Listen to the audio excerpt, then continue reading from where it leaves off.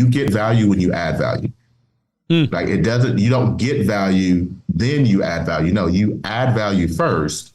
And when you've added value, that's when you get value coming back to you. Welcome to Stay Paid Insurance and Financial Marketing. Unlock the secrets of success in insurance and financial services, where each episode delivers valuable tips and strategies to elevate your marketing game and help you succeed in both life and business. Brought to you by Reminder Media.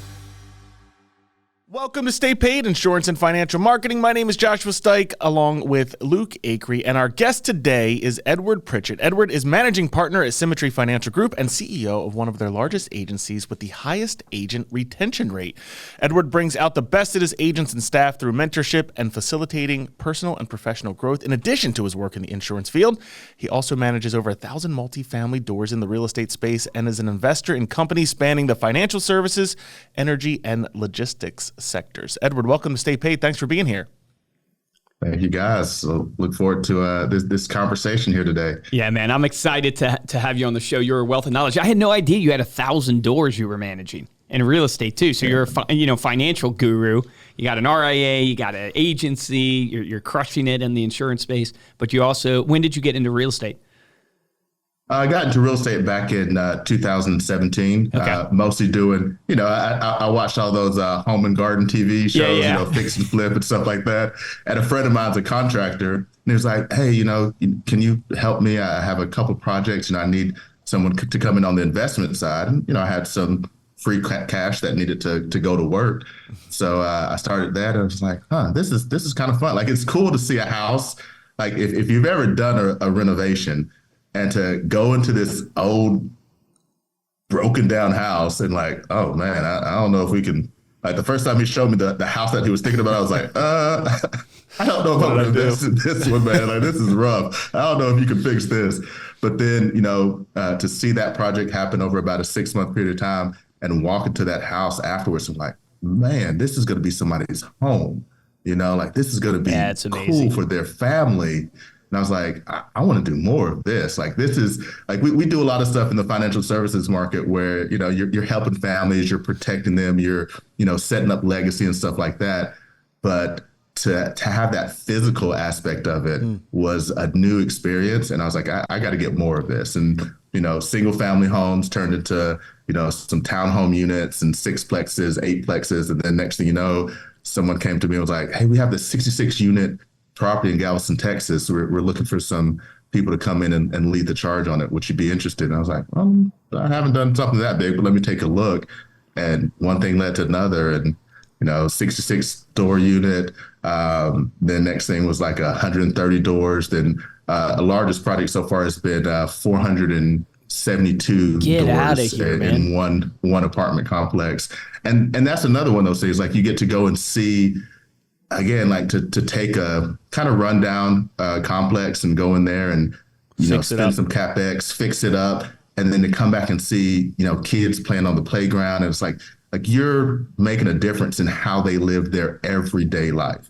And so that's where it really paired well with, what I was doing in financial services for that long-term legacy. And now I get to affect their, day-to-day, what kind of community do they live in? What kind of housing do they have? And it all works together. It all builds on itself. I got an idea of already why you are so good at recruiting and retaining people, because even with the real estate side, and people probably notice this listening, it's like you're able to paint the vision in a bigger picture than just the idea of I bought an asset and it's producing cash flow. It's actually affecting the community. The way you share the story and stuff, I love. Like, that just speaks to, I don't want the audience to miss it. Like, you just heard how he describes it, how he talks about it. It inspires you to, I want to get into real estate too. Not only does it give me cash flow, but I'm actually affecting lives. I'm curious because the game of real estate is similar, right, to the financial world, but really any entrepreneurial journey. You started out single family homes, then you did a 6plex, then an 8plex. It's like your confidence rose every time. Then you get that 66 and all of a sudden you're doing 400 and something doors. And that takes a lot of guts, but it didn't, obviously start at 400 doors, started down at the 8plex. Like, on the insurance side, right? The financial side, so many people, they don't know where to start. When it comes to starting their business. And what advice would you give like in an agent starting in the business, how they, prospect, how they start their business to really actually set out to grow so they can ultimately get to that place where not only they're investing in real estate, but more importantly, they're making a great living from insurance. Yeah, no, and that's a good one. I think how we start something is going to set the tone, right? It's like it's the new year, right? So there's a lot of people who have that fitness resolution. I think that was like the number one this year was fitness resolutions, but I think that's the number one every year, right? Like everybody wants to drop 10 pounds, get a six pack, whatever it is. But there's some people that run into it and, they're like, okay, I'm going to be in the gym every single morning. I'm going to run 5 miles. I'm going to, lift weights for an hour, and they're putting in this 2-hour workouts, not really having done their due diligence of like, well, what does my body need? What does my diet need to look like? Do I have the right supplements? Am I getting enough sleep? Am I drinking enough water? They just rush into it. And 2 weeks, I think next week is National Quitters Day, right? Sometime next week. Like there comes that point after 2 weeks of doing this that they're just burnt out, tired, their body aches and hurts all over the place. Not saying that shouldn't happen, but like it gets to that point where the pain is more than the gain that they can see, right? It's more painful doing what they are doing than what they were doing a month ago. But then there's other people who, they're like, they didn't start their New Year's resolution on January 1st. It was actually December 1st. They started to do some research. Say, okay, look, next year I want it to be different. I'm making a commitment to myself to get my body in the most healthy state that it can be. And they do their research. They maybe talk with the doctor. They set up a plan. They start to, integrate little things here and there. And then January 1, they're starting with their 30-minute walk and, they add some push-ups, some sit-ups, and they start to build and compound and build, and their body eases into it. They grow into this person now that's different than the person that they were before, someone who fitness is a lifestyle. It's a habit. Like when they go on vacation, like my wife and I were, traveling to Charlotte right now, and this morning it wasn't a normal thing for us to go down to the gym together and do our walk, do our calisthenics. And, she's still out up there doing it, right? Because we've done the research, we've done the work, we've made the preparations to change our life around that. And I think when people get into any kind of business, it's the same thing. There's some people who you go to that opportunity meeting, right? You have that interview and the person is selling you the story and the story sounds great. And they're like, man, you can make all this money and you're going to have all this great impact and, your family's life is going to change. Just get started, right? Jump off the cliff and build your wings on the way down. I've heard people say that before. And there's a lot of people that will do that. And there's a small percentage that will actually build those wings on the way down. And there's other people who say, you know what, I'm getting ready to start a business. It's like if you were going to go buy a McDonald's franchise, right? Right now, I think they're $2.2 to $3 million, depending on your location.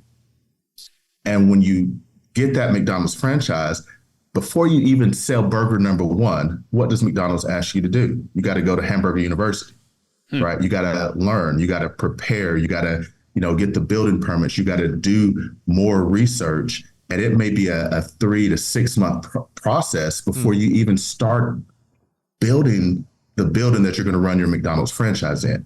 And why do you think most McDonald's are successful? And by most, we're talking about like 95% of a McDonald's that gets opened up stays in operation and is profitable for that franchisee. It's because they made the plan. They made a stepwise move towards being a business owner. And that's what a lot of people, I think, whenever they get started in something like financial services, insurance, health, life, PNC, securities advisors, they just kind of jump in and they learn nothing about the industry that they're in. They pass a test, right? It's a 40-hour course. You pass the test, you get a license. That doesn't mean you know the things that you probably need to know as a business owner. So it's going in with that right mindset. I'm going in with the mindset of a business owner. I'm going in to learn. I know that this is not going to be a get rich quick thing. I know very few, and Luke, Josh, maybe you guys know of a get rich quick thing that works. And if you do, after this, y'all just let me know what that is, right? But I don't know of one that exists. I have to prepare and learn so that I can build myself up. And then over a period of time, I change my life from what it is today to what I want it to be 2 years from now, 5 years from now, 10 years from now. And so that would be my advice to that new agent getting started is have the right mindset. Yes, I understand you need to make money right now, right? And that's the great thing about insurance is you can go out and very quickly make a solid income, right? Just doing some basic things. But as you're doing those basic things, continue to put that time in to learn sales training, to learn about the products that you sell, to learn about the industry that you're in, to learn about your clientele. What do your clients need? What are they really looking for?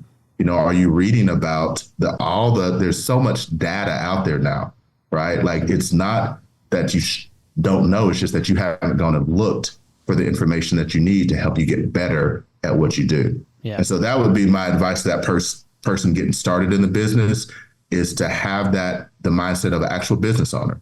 This is not just a job for most people, because most insurance agents are 1099, right? So this isn't a job, this is a business, and you have to approach it with a business mindset, right? And if you haven't gone and gotten an MBA, or even if you have, you may want to do some research into like, how do I operate a small business? How do I do a profit and loss statement? What is a balance sheet? Like these are things that you don't have to know it today, but you have to start working to learn those things in order to be able to build a long-term and successful business. And we can get away from this whole thing of, 95% of insurance agents are out of the industry within 9 months. Like that's crazy. That's a ridiculous stat. Yeah, it is insane. It's interesting. I think it's really well said. This concept of like the pain point we see a lot of times is that people put this whole idea of structuring their business and operations and strategy above like sales. And so they end up failing because they're not selling.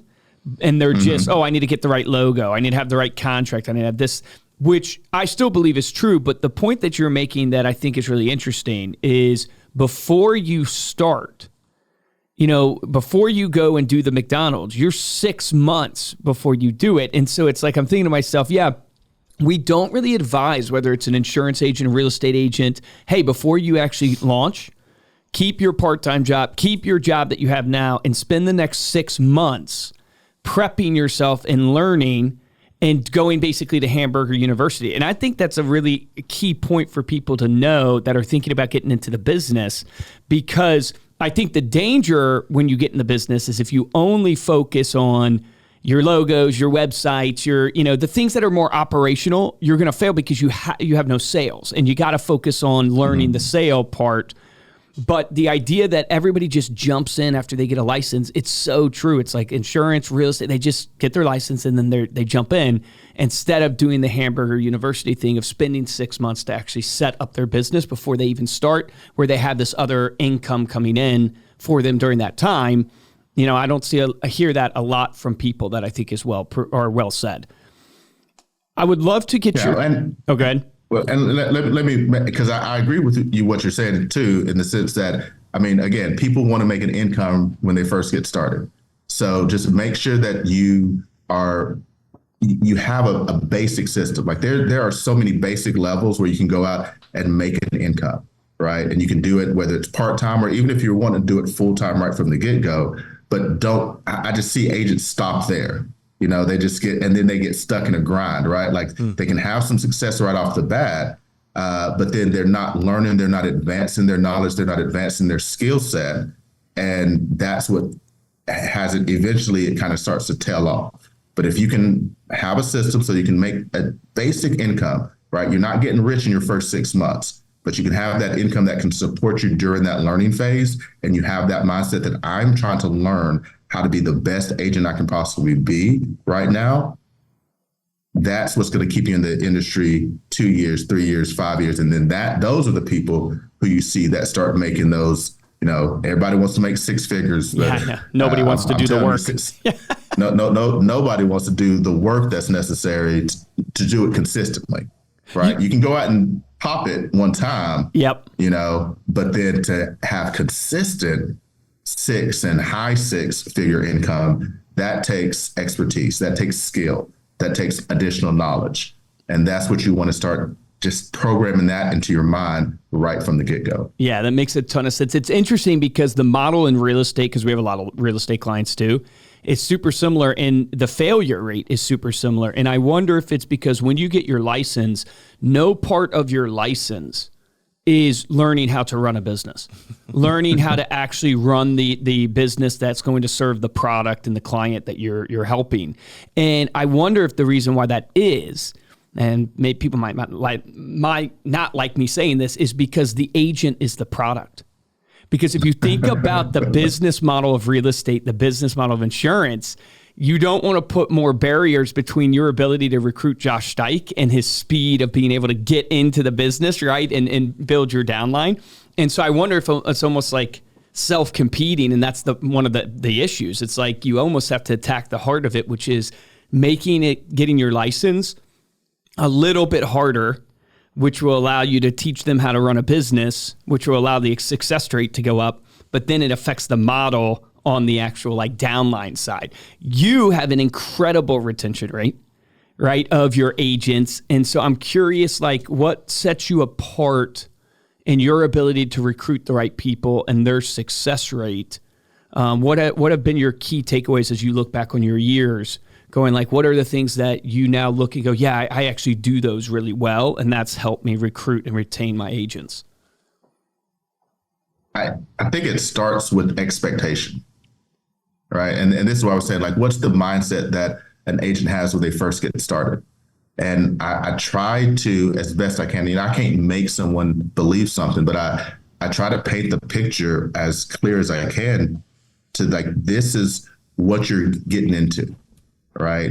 I try to dissuade people. I talk about the potential. Here's the potential. If you sell X number of policies over this time, here's the income you could make. Right. But to do that long term and consistently, you're going to have to continue to learn. Things change in our industry. When I got into this industry back in 2008, which, man, interesting time. Long ago. Definitely an interesting time. But it was easier to do direct mail. Direct mail didn't cost nearly what it costs today. Even though the mortgage market had just taken a huge hit, and I started in the kind of that whole mortgage protection insurance world, but people were still getting mortgages, right? Interest rates were still relatively low. And it was actually, I thought, good for us because the people who were getting mortgages, you had to have money in order to get a mortgage, right? So I was talking to people who they had disposable income to get insurance to protect this asset that they were just blessed to be able to get because it was so hard to get a mortgage at that time. And then over the subsequent years, it got easier and easier to get a mortgage. Interest rates fell to all-time lows, right? And, things were great. Then we go into a time here over the last, call it 3-4 years, where even with interest rates being low, things shifted after COVID, how we interacted with clients. Now we have interest rates where, here recently you had a 30-year mortgage with 7%, right? So and direct mail has continued to increase in price. And we're still seeing even today, with the potential, well, not potential, but the new ruling from the FCC about how leads can be generated, right? Things are changing with how we interact with our clients, how we get our clients, how we get a lead. And if I'm just, I came to the industry and I just do it this one way and I never learn or expand my knowledge about how to get more clients, how to have conversations with clients the way they want to have them today versus, 5 years ago, 10 years ago, 20 years ago, that's where you start seeing those agents who are like, yeah, it's just the business ain't what it used to be. And, I'm not, I was making six figures and now I'm making $50,000 a year. Yeah, they have the victimhood mentality. Exactly. They're a victim, right? The environment is what's changed, and that's why my business is where it is. No, that your business is where it is because you haven't continued to have that mindset where I'm going to learn and adapt and grow. Everything changes. How do you take that principle, which I think you're spot on at, and get that filtrated or in the minds of all the agents? Like technically, are you doing like Zoom meetings with them? Are you calling them and you have like a one-on-one structure? Like how would I implement that? Because I believe so much in that. But how do you get your people in your downline, the people that are following you, to get that message? Yeah, it's constant communication around it. I do a huddle up and every single morning, Monday through Thursday, with my 4 agents that I work with on a regular basis, and these are the things that we talk about. Okay. The email communications that we talk about, the things that I put out myself. Whether it's the Life Insurance Today podcast or social media, like I'm trying to educate. And I, of course, tell my agents that are part of my organization, if you want to learn what I'm researching and what I'm continuing to push and learn on, follow, take a look at it and then do your research, right? Like I may give you an idea, like, I hadn't thought about that. Google is great, right? Google, Bing, Yahoo, Go, or whatever that other one is. Yeah. Like there's so many ways to get information these days. So it's like, if you just stay with that, like that hunger for like, what's changing, what's affecting my industry right now, my sales, how can I adapt to it? Those are the people who you see being able to make the shifts when those shifts need to be made. And it's one of the things I kind of joke with my organization a lot. Every year, the Treasury Department puts out a report about the insurance industry. It comes out usually sometime in the fall, and it's a dense, like 500 pages of data that the Treasury Department puts together. But like, no, I don't read all of that. That's just ridiculous. But I dig into some of it, right? Because it's my industry. This is what I do. This is my livelihood. This is my family's livelihood. So like, I want to know, like, what are other IMOs doing? What are the large captive organizations doing? What does LIMRA say that our clients are looking for these days? And it's those people that are able to make those shifts, to adapt to what's happening in the market so that you're not caught unawares. Yeah. How do you deal with non-performers? Because right, in every industry, in every team, you have people that are non-performers. How do you deal with that in your organization and set the standards? Do you just allow people to do kind of what they want? Like in the sense of like, hey, not everybody's going to be a 6-figure producer. Some are going to be 50. Like, how do you set the standards? How do you keep the culture at a high intensity or whatever that you're trying to push from sales perspectives? Yeah, this is where it goes back to expectations, right? Like I let any agent that's working with us know, like, here's what we expect. Like if you want to be a producer, like that's, maybe this is part-time. We have quite a few part-time people. It's like, maybe this is part-time. This is what you want to do. This is what's expected for someone who wants to do this part-time. If this is your full-time job, this is what you need to do. And now you have to declare, you have to make a decision, right? You have to make a commitment to what level you want to play at, right? I'm not going to treat my minor league players, and I don't say that in a negative way, right? Sure. There's baseball, right? You got minor leagues, and that's where people are getting ready. They're getting ready for the big show. And then you got people who say, I want to be in Major League Baseball, right? And I'm sure Major League Baseball players are held to a different standard than minor league baseball players, right? That's why Major League Baseball players get, what was the contract that the one guy just got, like $300 million? I think it was $700 million. I think 700? I think it was $700 million, yeah.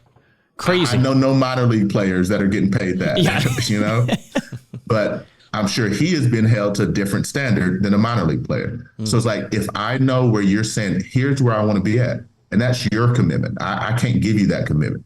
I can't give you the desire to have it or the want to have it. And there's a lot of people who want it, but they're not willing to make the commitment to get it. Yes. So I'm looking for people who, they get it, they understand, they want it, and they have a commitment to it. And those people are the people who I work with more intensely. Okay. And I hold them accountable to, they said they want this. So this isn't just like maybe I'll do stuff. Like, I expect you're going to do it, or otherwise you're not going to get the time, you're not going to get the resources.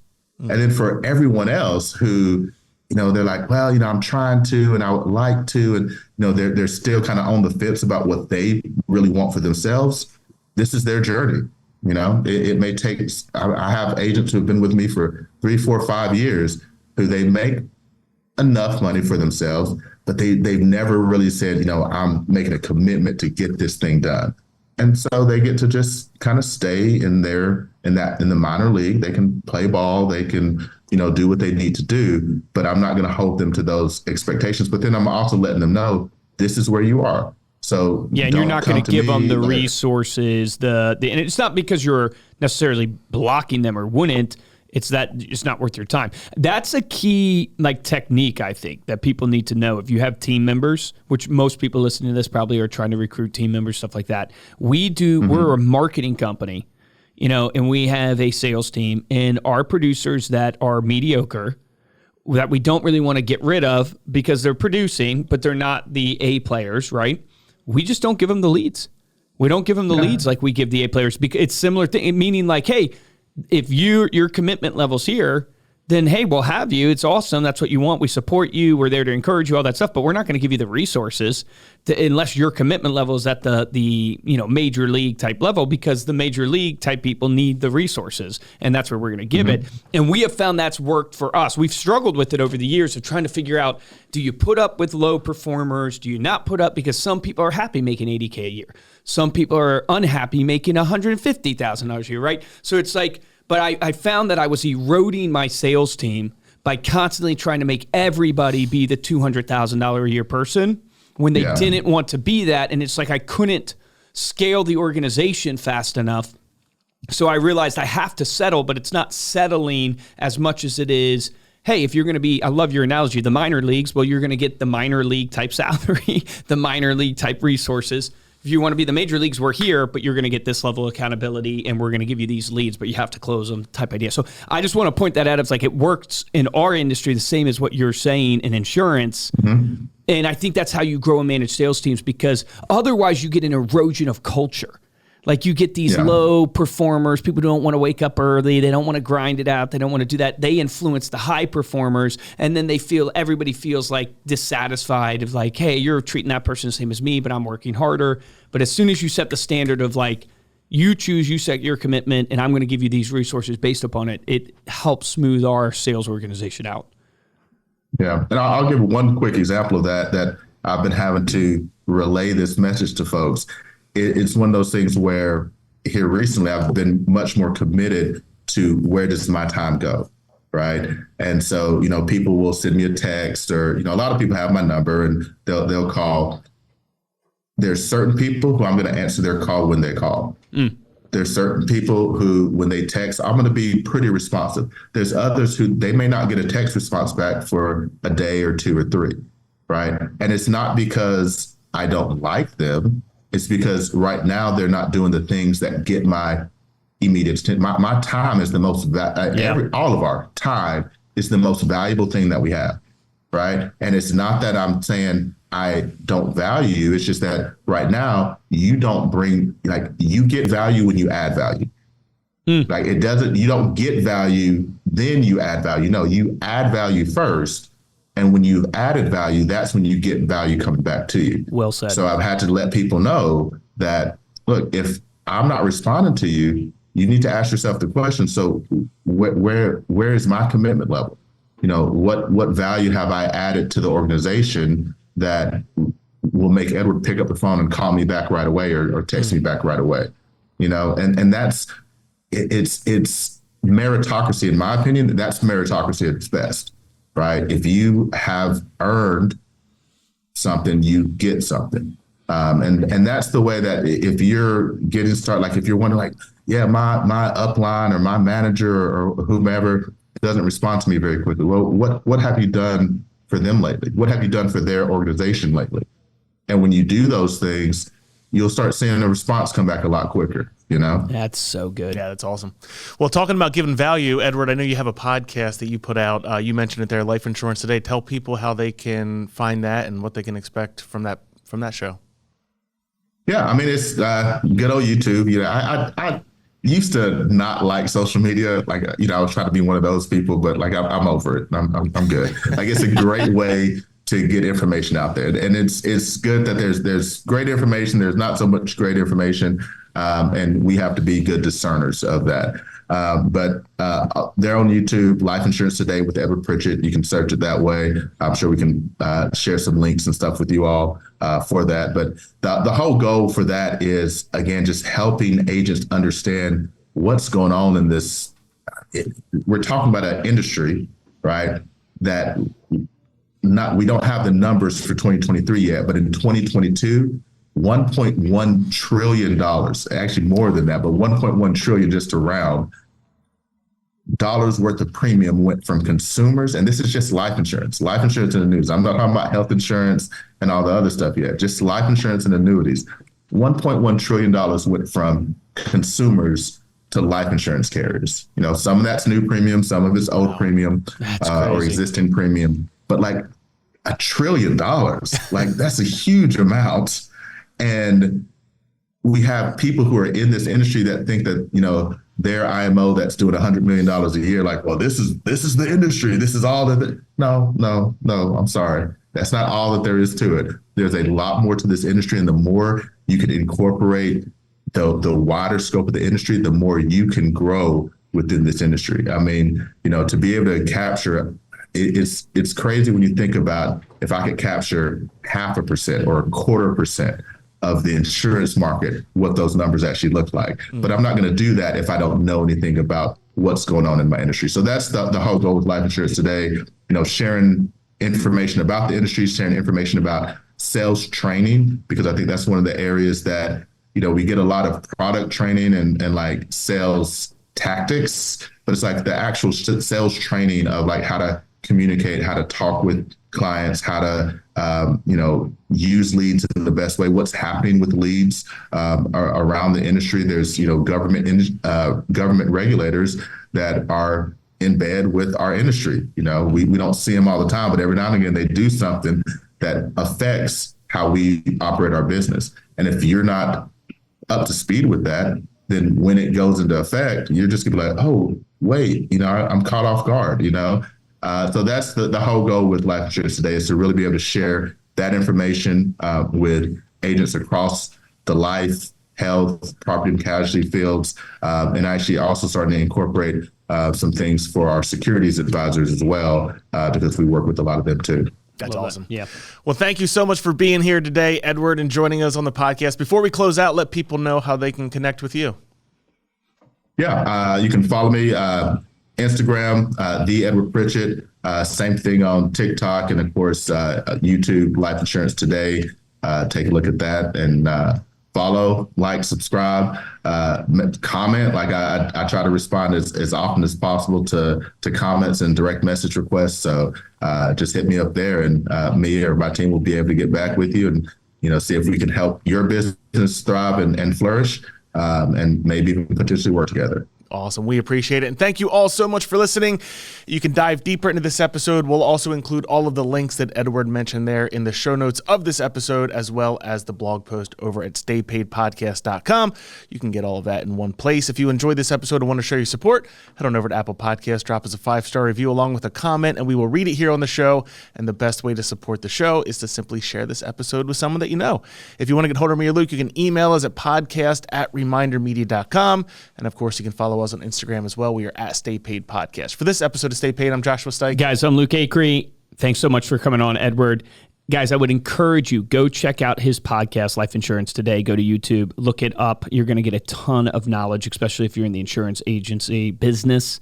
This guy's a master recruiter, master leader. Here's my action item for you that I think is really, really applicable, is that every single person listening to this podcast, you have somebody that can add value to your business, whether it's your leader in your upline, maybe it's a team member on your team. You have people in your organization, in your life, that you need something from them. And I don't want you to miss the tip that you get value after you give value. So my action item for you is pull up that list of 5 people today and go give some value to them, do something for them, and watch how that changes the dynamic of that relationship you have with them. Remember, the difference between top producers and mediocre producers in every single business is top producers take action. Take action on that today.